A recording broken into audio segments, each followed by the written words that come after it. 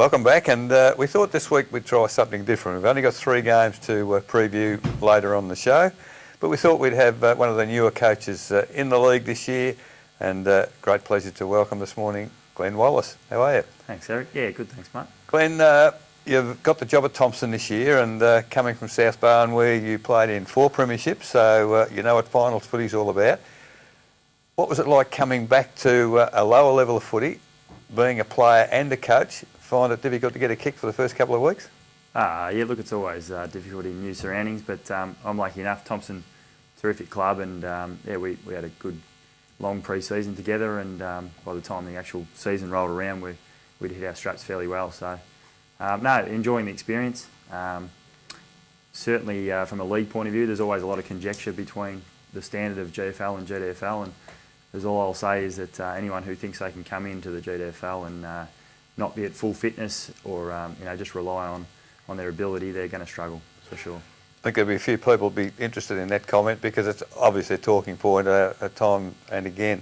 The guys here will have some questions for you. Just from me, are you happy with where you're at say 2/3 of the way through the season? Yeah, look, I'm pretty happy. We've always had a goal, top 3. We need to finish, and we think if we can finish there, then we give ourselves every opportunity to win it. So, look, we've lost a couple of close games, which we're disappointed with. We could easily be in a better position than what we are, but we think that top 3 is still very much achievable. We're second at the moment, so yeah, we think we're in good position. Come on, boys, into it. Yeah, look, I'll probably start it off. I'll throw 2 names at you, and if I can just get one-word answers, it's probably hard.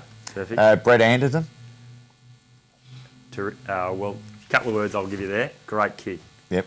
And the other one's young Hood. There's a Brent Hood. Enigma. Yeah, probably the 2 things I was alluding to. I've watched, so just a couple of games at Thomson. I think Anderton can be anything for you. He's as good as any ruckman that I've seen around the ground. He's probably even better. Hood, when he looks like he wants to work, I don't think I've seen a better small forward. And he just accommodates anything that you and McLeod don't catch. He's there as another one that it was just interesting to get a coach's point of view from how you would go with those couple of blokes. So I reckon if they turn it on, they're the ones. They're 2 blokes that you could identify. I know sides are going to go, let's shut down Jackson McLeod, let's make sure we get Wallace right. But if a side disrespects Anderton as a ruckman or doesn't pay Hood his attention, that would probably be where I see Thomson's got a great advantage this year. You're spot on. Anderton loves his cricket, pretty passionate about his cricket. Probably rolled up to the club right on round 1 and wasn't in a required fitness level. So we decided to really make him work for it. I think he played the first 6 or 7 games in the reserves and was playing very well, but still wasn't at the fitness level we required. So he was prepared to do that. He was great about it. We kept in contact about it, and he knew that he was in the grand plan, I guess. And his last 3 weeks, the return we've got at him has been great. So he's going to be a match winner for us, no doubt. Brent Hood has been great all year. Actually, the first 3 games he probably started off a little bit slowly, but you're exactly right. If anything comes to ground in the forward line, he is very, very dangerous. And small forwards, they're not easy to find. They're really important to a side, and there's probably only 2 or 3 of them in the league. Glen, I want to take you back 2 weeks ago. You played East Geelong, and the 3 of us being ex-coaches, we sat in the box and couldn't believe that you let Mick O'Leary sit in between yourself and Jackson McLeod for so long during that 3rd quarter without trying to bring maybe Tommy Harriott down to man him up. Or I think by having him there, he changed the way you brought the ball into the forward line. It was forcing you wide. Would you do something similar to that again, or was that something that was happening at South Barwon? You were happy to let that bloke sit back in a hole? There's 2 ways to look at it. There was a 2 or 3 goal breeze, so potentially that could have been looked at. But we're pretty happy at the moment when sides play a 7-man backline against us, because we've got a couple of really clever players in our back half that dominate proceedings when they're presented with a loose man situation. So we're not too worried about that. We think that we've got the talent in the forward line to overcome it. It's instruction of mine that first option is not always the best option, so we're trying to actually channel the footy into our forward line to try and hit a target, not just kick it. We're still trying to overcome a few little issues with it. On Saturday against Bannockburn in the last quarter, it probably happened 3 or 4 times where we just bombed the footy in. But it's a direction of mine to make sure that we're not doing that and actually trying to spot up people in our forward line. So, Glen, you've mentioned a few players there. Player personnel-wise, Nick Maharis will be missing for a few weeks with a leg injury. See Sabali Armstrong running around the twos last week, who is a very successful finals player, has been for a number of years, obviously back at the club.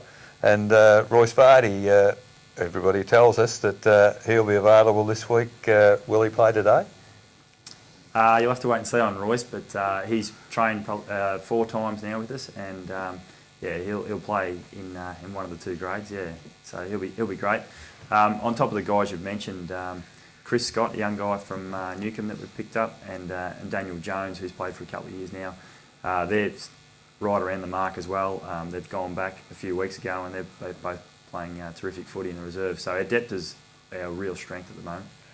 And it's interesting because a few weeks ago we were talking to Ryan Coy, and the game at Belpost Hill, they had their best side for the year, and the seconds came out and tipped over one of the top sides. And he said, well, when you get players back for the seniors, it helps the seconds. It's important for you, I guess, to have a second side that's competitive to keep pressure on your seniors. Oh, exactly right. And look, it hasn't been the case the whole time. Our seconds dropped a little bit form throughout the year, but right now our seconds are really going well. The top 4 or 5 best players each week are the ones that are actually pushing for senior selection, so it's ideal from a club point of view.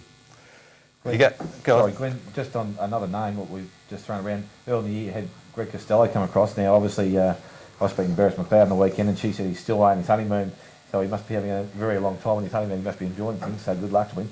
But he'd be another one that's obviously going to come back and put a lot of pressure on. Will he go back through the seconds, having probably had 8 or 6 or 8 weeks out now?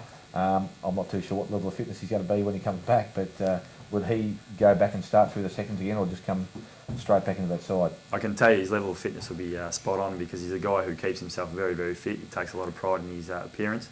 So, look, we'll cross that bridge when we come to it. It's a bit of a horses for courses one. I'd love to start him up, but it just depends on the situation.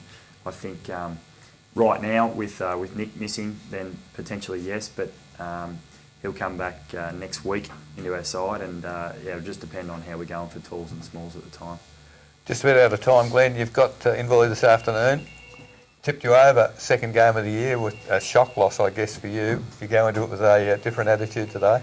Absolutely. We'll be a much more prepared side today. There was a couple of really good young kids for them that got under our guard, and we'll be certainly more prepared and hopefully come away with 4 points today.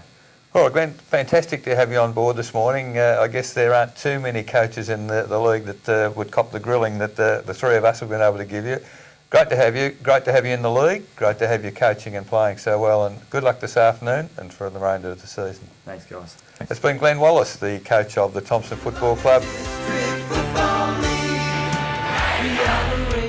From all around your lawn, I'm here to tell you how football is strong. Bounce the ball.